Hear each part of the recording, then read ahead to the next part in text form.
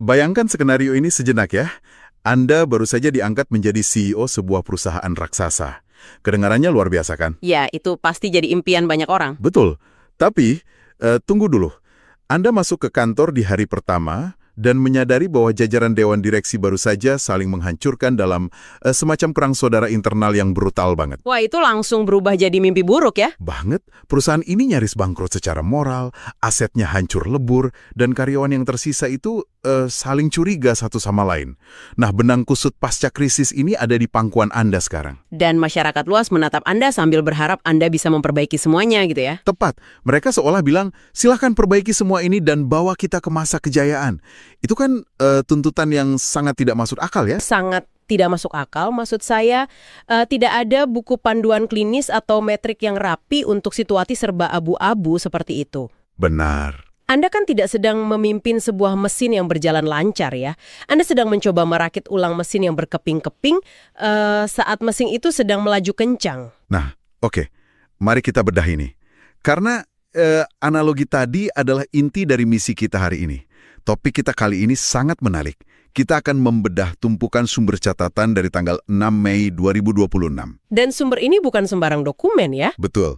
Alih-alih membaca jurnal manajemen dari Silicon Valley tentang cara mengelola krisis, kita justru akan menganalisis sebuah pagelaran wayang kulit. Oh, wow. Wayang kulit? Iya, pertunjukan bayangan tradisional yang diadakan pada tanggal 5 Mei malam di Jawa Timur. Dari dokumen-dokumen ini, kita akan mengekstraksi sebuah cetak biru kepemimpinan yang spesifik dirancang untuk masa depan. Dan yang menarik di sini adalah sumber yang kita miliki menunjukkan bahwa acara ini sama sekali bukan sekedar nostalgia budaya. Oh, bukan sekedar pelestarian gitu ya? Bukan. Ini adalah sebuah manuver strategis yang sangat terkalibrasi. Acara ini diinisiasi oleh Padepokan Kosgoro 57. Oke. Dan mereka membawa pesan yang sangat tajam. Tokoh-tokoh di balik acara ini secara aktif sedang memformulasikan persiapan mental dan kultural untuk generasi muda. Menuju satu tonggak sejarah yang maha penting itu ya? Betul, menuju Indonesia emas di tahun 2045. Luar biasa. Nah, sebelum kita membahas lebih jauh tentang masa depan, kita harus melihat di mana acara ini berlangsung.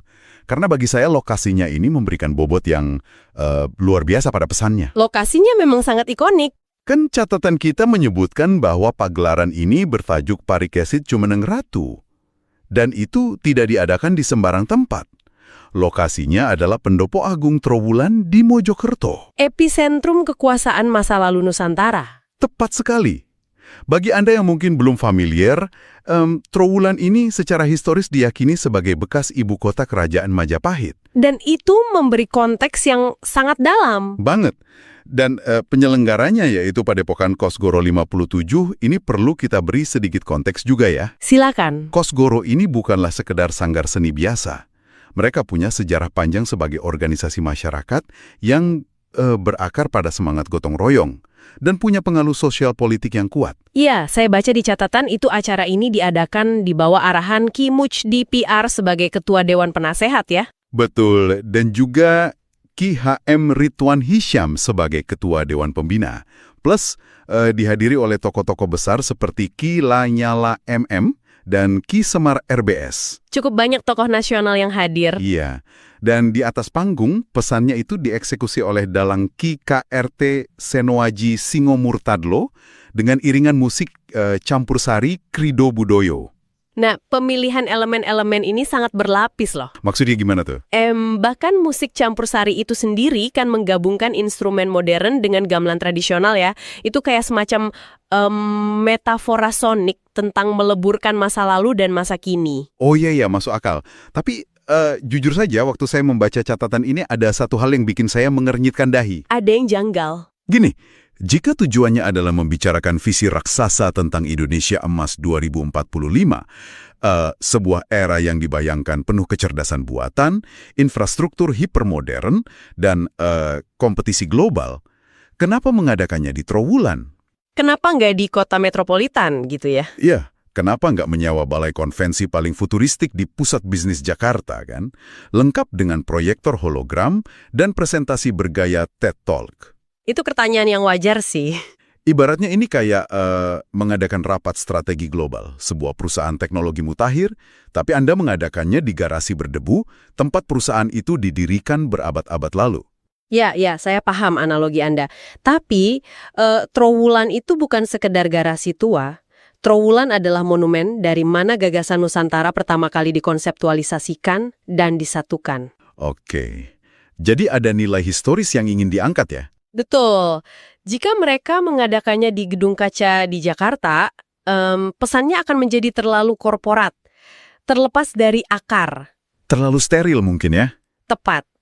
Dengan membawanya ke Trowulan, para tokoh ini memberikan pernyataan tegas. Anda tidak bisa melompat sejauh 100 tahun ke depan jika Anda tidak tahu dari mana Anda berasal. Wow, itu poin yang kuat.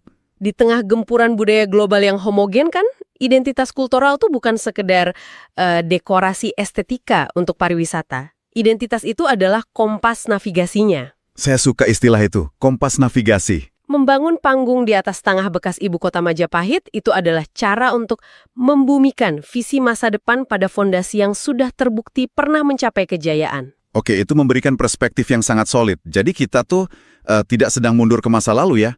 Kita sedang mencari pijakan yang kokoh untuk melompat. Sangat betul. Nah, sekarang mari kita masuk ke bagian yang paling esensial dari catatan ini, yaitu lakon ceritanya. Disinilah bagian yang sangat menarik menurut saya. Karena pemilihan ceritanya juga sangat spesifik kan? Sangat. Tadi saya sebut Dalang membawakan lakon Parikesit Jumeneng Ratu, yang artinya Parikesit naik tahta. Dan sosok Parikesit inilah yang menjadi inti dari cetak biru kepemimpinan yang sedang kita bahas ya? Benar. Mari kita perkenalkan karakternya sedikit untuk Anda yang sedang mendengarkan. Secara silsilah, Parikesit ini adalah putra dari Abimanyu. Yang berarti dia adalah cucu dari Arjuna ya? Tepat. Sang kesatria panah legendaris dari epik Mahabharata itu. Tapi, Parikesit tidak naik tahta diiringi sorak-sorai pesta pora yang meriah gitu. Situasinya jauh dari kata ideal. Jauh banget. Dia mengambil alih kepemimpinan tepat setelah Perang Baratayuda berakhir. Dan Baratayuda ini bukan sekedar perang antar negara ya. Ini perang saudara yang sangat destruktif. Betul. Perang yang membinasakan hampir seluruh garis keturunannya. Bayangkan lanskap psikologis dan fisik yang diwarisi oleh pemuda ini ya. Pasti hancur-hancuran. Kas keuangan kerajaan terkulas habis, struktur sosial runtuh, di mana-mana hanya ada janda, anak yatim, dan dendam yang belum tuntas. Dan mantan musuh kini harus hidup berdampingan di bawah satu panji kerajaan yang sama. Itu beban mental yang luar biasa berat untuk seorang pemimpin muda. Tapi disinilah, saya merasa harus mempertanyakan logikanya nih. Mempertanyakan gimana? Jika panitia ingin memunta semangat generasi muda agar agresif dan tangguh menembus pasar global menuju 2045, kenapa milih Parikesit? Kenapa tidak menggunakan karakter kakeknya yaitu Arjuna? Arjuna kan ikon pahlawan ya? Iya, Arjuna itu ikon pemenang. Dia bintang panggungnya, kesatria yang tak terkalahkan. Bukankah sosok penakluk yang karismatik seperti Arjuna lebih lebih menjual gitu untuk memicu adrenalin pemuda masa depan? Nah, asumsi bahwa masa depan membutuhkan sosok penakluk itulah yang justru sedang dikritik melalui pagelaran ini. Oh tunggu, jadi ini kritik terhadap gaya kepemimpinan penakluk? Betul. Tentu sosok seperti Arjuna itu sangat efektif saat Anda berada di tengah pertempuran biner ya. Ada musuh yang jelas, ada panah yang dilepaskan, dan ada pihak yang kalah. Semuanya hitam putih? Iya, tapi coba lihat geopolitik kita hari ini. Lihatlah krisis iklim atau perpecahan sosial akibat polarisasi digital. Itu masalah yang sangat kompleks ya? Sangat. Masalah-masalah ini tidak bisa diselesaikan hanya dengan memanah musuh. Saya mulai paham. Jadi ini soal pergeseran skill set kepemimpinan ya? Pergeserannya sangat radikal. Arjuna hebat dalam menghancurkan lawan, tapi menghancurkan lawan itu tidak sama dengan membangun kembali peradaban. Bener banget. Beda keahlian. Makanya Parikesit dipilih, karena dia adalah sang pemulih. Dia itu merepresentasikan manajemen pasca krisis. Wow, pemulih ya? Tugas utamanya adalah merehabilitasi ekonomi yang hancur, menjahit kembali luka-luka di antara faksi-faksi yang tadinya saling membunuh, dan membangun hukum serta ketertiban dari nol. Ini membuat saya merinding sih. Memilih parikesit adalah sebuah kesadaran tingkat tinggi dari Ki Ridwan Hisyam dan penyelenggara bahwa pemimpin masa depan tidak akan mewarisi dunia yang sempurna. Mereka akan mewarisi dunia yang retak. Ya, mewarisi dunia yang retak dan tugas mereka adalah menyembuhkannya, luar biasa. Dan ngomong-ngomong soal menyembuhkan dunia yang retak, ini membawa kita langsung ke inti pemikiran dari Ki HM Ridwan Hisyam. Yang tercatat sangat jelas di materi kita ini ya. Betul. Bagi beliau, kisah parikesit ini bukan sekedar dongeng pengantar tidur. Ini adalah sebuah metodologi. Ada 3 pilar utama kalau saya tidak salah. Ya, terdapat 3 pilar utama dari kepemimpinan parikesit yang digarisbawahi sebagai cetak biru untuk pemimpin masa depan. 3 pilar yang mencoba menjembatani kearifan kuno dengan realitas pragmatis di abad 21 ini. Jadi apa makna dari semua ini? Mari kita urutkan. Pilar pertama adalah kebijaksanaan transendental. Pilar kedua, integritas dan kejujuran. Dan pilar ketiga adalah karakter tangguh. Oke, mari kita bedah satu persatu. Saya ingin memberi sedikit pushback nih di pilar pertama. Tentang kebijaksanaan transendental ya. Iya. Karena saya mencoba membayangkan apa yang dipikirkan oleh para profesional muda yang sedang mendengarkan kita saat ini. Istilah kebijaksanaan transendental ini memang seringkali terdengar paling sulit dicerna ya. Sangat. Memimpin dengan hikmat yang berakar pada nilai-nilai leluhur. Mari kita realistis ya. Di dunia di mana nilai saham bisa anjlok cuma karena satu cuitan di media sosial, Betul, perubahannya sangat instan. di mana CEO harus merespon krisis PR dalam hitungan menit, dan kecerdasan buatan mengambil alih analisis data, konsep kebijaksanaan transendental ini terdengar kayak jargon dari retret meditasi gitu. Terdengar terlalu abstrak ya. Banget. Bagaimana konsep mistis semacam ini punya utilitas praktis saat Anda berada di ruang rapat yang penuh tekanan? Yang serba instan. Oke, lalu cara pandang yang benarnya gimana? Mari kita lihat dari kacamata manajemen krisis yang sebenarnya. Kenapa banyak pemimpin muda yang cemerlang secara teknis akhirnya mengambil keputusan fatal yang menghancurkan perusahaan atau karir mereka?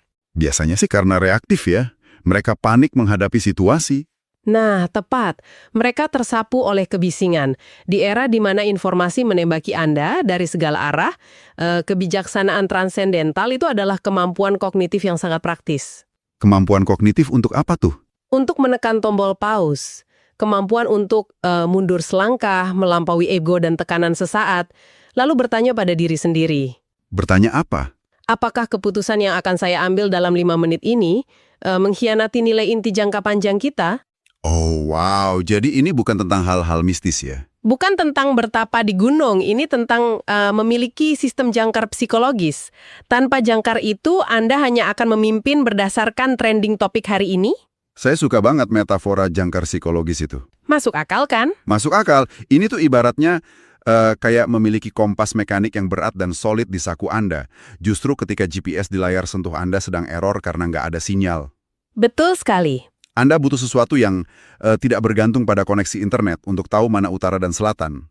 Dan kompas itulah yang mengaktifkan pilar kedua kita, integritas dan kejujuran. Oke, mari kita bahas pilar kedua. Perhatikan posisi parikesit. Ya, dia memimpin kerajaan yang sedang berada di titik nadir. Iya, yang tadi kita bahas, ancur-ancurannya tuh. Sangat mudah loh bagi seorang penguasa di masa transisi untuk mengkorupsi aset yang tersisa demi mengamankan faksi politiknya sendiri. Tentu saja. Kan tidak ada sistem pengawasan yang berjalan. Semuanya sedang kacau balau. Betul, tetapi parikesit memilih untuk berdedikasi secara absolut pada kesejahteraan rakyat yang sedang trauma. Integritas diuji saat tidak ada yang melihat ya. Dan di dunia modern sekarang di mana setiap email yang bocor atau skandal kecil bisa menghancurkan reputasi dalam semalam, integritas itu telah berevolusi. Berevolusi menjadi apa? Integritas bukan lagi sekedar klausul moralitas di buku panduan perusahaan. Integritas adalah tameng kelangsungan hidup sebuah institusi. Tameng ya? Kejujuran adalah satu-satunya mata uang yang bisa memulihkan kepercayaan publik setelah sebuah krisis besar terjadi. Wow.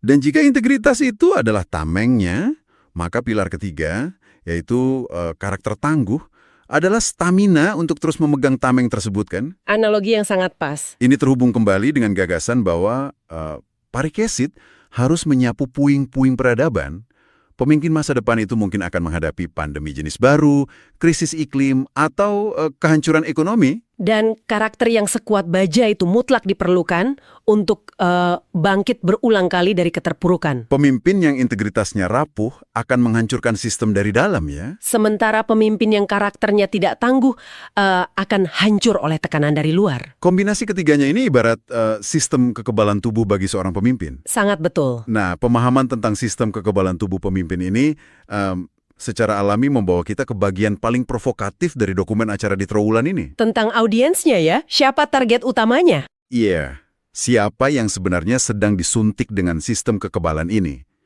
Dan hal ini membawa kita pada visi raksasa mereka, yaitu Indonesia Emas 2045. Target yang sering kita dengar akhir-akhir ini. Bagi Anda yang mendengarkan, tahun 2045 mungkin sering terdengar kayak sekedar jargon spanduk pemerintah di jalan raya gitu ya. Sering dianggap klise. Tapi pikirkan ini. Di tahun itu bangsa ini merayakan 100 tahun kemerdekaan. Dan secara demografis, Andalah yang akan berada di puncak karir Anda. Mereka yang muda saat ini ya? Betul. Andalah yang akan memegang palu di ruang sidang, membuat keputusan di kursi dewan direksi, atau merancang kebijakan publik. Ini bukan tentang masa depan orang lain, ini tentang masa depan Anda. Ini memunculkan pertanyaan penting ya. Itulah kenapa tokoh-tokoh seperti Kiru dan Hisham merasa ada urgensi yang sangat tinggi. Urgensi untuk apa? Untuk mulai menanamkan cetak biru ini dari sekarang. Waktu 2 dekade menuju 2045 itu adalah masa kritis pembentukan karakter. Nah, ada satu kutipan langsung dari Ki Ridwan Hijam di sela-sela acara yang wajib kita bahas nih. Yang mana tuh? Beliau menyatakan, kita ingin calon-calon pemimpin masa depan memiliki karakter sekuat baja, namun tetap berpijak pada etika dan budaya sendiri. Triwulan adalah saksi bisu kejayaan kita, dan dari sini semangat itu harus kita bangkitkan kembali. Karakter sekuat baja namun berpijak pada etika sendiri? Frasa itu, bagi saya, memvisualisasikan sebuah paradoks yang brilian loh. Bagaimana Anda memvisualisasikannya? Saya membayangkan kayak kita sedang berambisi membangun gedung pencakar langit yang sangat futuristik menuju 2045. Oke, gedung pencakar langit. Fasadnya terbuat dari kaca pintar, teknologinya terintegrasi AI, puncaknya seolah ingin merobek langit kompetisi global. Gedung ini harus kuat ya, sekuat baja. Sangat modern di luar ya? Ya, tapi saat Anda melihat ke bagian paling bawah, ke ruang bawah tanahnya, pondasi yang menahan beban ratusan ribu ton gedung itu tidak menggunakan material sintetis yang baru diuji kemarin sore. Lalu menggunakan apa? Pondasinya dibangun menggunakan resep beton kuno, warisan leluhur. Resep yang sudah terbukti lolos uji guncangan gempa dan badai sejarah selama berabad-abad. Ah, saya mengerti. Gedungnya menatap lurus ke masa depan. Namun akarnya mencengkram erat kearifan masa lalu. Itu metafora yang indah. Dan yang membuat fondasi beton kuno itu relevan hari ini adalah kemampuannya menahan ilusi modernitas. Ilusi modernitas ya? Iya. Kita kan seringkali dicokoki asumsi bahwa untuk menjadi maju kita harus mengamputasi masa lalu ya kan? Seolah-olah tradisi itu beban yang memperlambat kecepatan inovasi gitu ya? Betul sekali. Padahal melalui acara ini, penyelenggara mendemonstrasikan bahwa inovasi digital atau kekuatan militer dan ekonomi itu hanya akan menciptakan mesin yang destruktif jika tidak diikat. Jika tidak diikat oleh jangkar etika budaya sendiri. Tepat. Sebuah jangkar yang tidak pandang bulu. Karena dari catatan audiens yang hadir malam itu, ini bukanlah rapat tertutup para elit. Ini detail sosiologis yang sangat penting loh. Acara ini dihadiri oleh tokoh nasional dan politisi tingkat atas ya, itu benar. Tapi penontonnya juga beragam kan? Banget. Penontonnya merangkul masyarakat umum, penggiat budaya dari akar rumput, duduk lesehan bersama menikmati alunan sinden dan narasi sang dalang. Lesehan bersama. Itu mengirimkan pesan yang sangat nyata. Pesan bahwa visi Indonesia Emas dan cetak biru kepemimpinan Parikesit ini tidak bisa hanya didelegasikan kepada para menteri di Jakarta atau CEO di gedung perkantoran aja. Kebijaksanaan untuk memulihkan krisis dan membangun kembali masyarakat harus menjadi kesadaran kolektif ya. Betul. Ketika akar rumput dan pucuk pimpinan memiliki frekuensi pemahaman yang sama tentang nilai-nilai ini, barulah sebuah negara memiliki kekuatan yang tidak bisa dipecah belah. Menjadikan kearifan lokal bukan sebagai barang antik yang dikurung di etalase museum, Tapi sebagai apa? melainkan sebagai sumur yang airnya terus kita timba untuk menyiram tanah yang akan kita tinggali di masa depan. Wah, bukan museum tapi sumur kebijaksanaan. Rangkuman yang luar biasa. Jadi, jika kita tarik benang merah dari diskusi mendalam kita hari ini, Ya, apa yang terjadi di bawah langit Trowulan pada 5 Mei 2026 bukanlah sekedar konser musik campursari dan pertunjukan wayan ya. itu adalah sebuah manifestasi strategis. Lewat tokoh Parikesit, generasi muda diajarkan bahwa masa depan bukan hanya milik mereka yang pandai menaklukkan, tapi milik mereka yang tangguh memulihkan keadaan. Ini tentang merawat integritas sebagai strategi bertahan hidup dan menanamkan akar budaya yang tak tergoyahkan. Dan pada akhirnya, ini tentang mempersiapkan pemimpin yang tidak hanya mengejar metrik keberhasilan dangkal, tapi memiliki kedalaman karakter untuk menavigasi kompleksitas yang akan datang. Setuju. Menavigasi dunia yang tidak lagi hitam putih. Betul sekali. Dan sebelum kita berpisah hari ini, saya ingin meninggalkan Anda dengan satu pemikiran terakhir. Sesuatu untuk Anda bawa pulang dan renungkan sendiri. Silahkan. Di awal kita sepakat bahwa memimpin di dunia nyata berarti bersiap menghadapi situasi yang serba abu-abu ya. Benang kusut pasca krisis di mana tidak ada panduan yang pasti. Iya, itu adalah ujian sesungguhnya. Jika tokoh-tokoh di Trowulan harus menggali kembali sebuah epik dari ratusan tahun yang lalu untuk menemukan kompas bertahan hidup bagi generasi 2045, maka cerita modern macam apa yang sedang Anda dan kita semua tulis hari ini? Pertanyaan yang tajam. Apakah keputusan-keputusan yang kita ambil hari ini di perusahaan kita, di komunitas kita, memiliki bobot integritas yang cukup untuk diceritakan ulang 100 tahun dari sekarang sebagai panduan bagi generasi abad ke-22? Atau jangan-jangan kita hanya sekedar menambah kebisingan? Ataukah kita hanya sedang meninggalkan tumpukan jejak digital tanpa makna? Karena pada akhirnya, di tengah badai krisis, yang menyelamatkan kapal bukan kecanggihan radarnya kan? Melainkan ketangguhan karakter kaptennya. Tepat. Terima kasih untuk Anda yang sudah setia membedah materi yang luar biasa ini bersama kami. Teruslah asah rasa ingin tahu Anda, bangunlah karakter yang tangguh dimanapun Anda memimpin. Dan sampai jumpa di penelusuran mendalam kita berikutnya.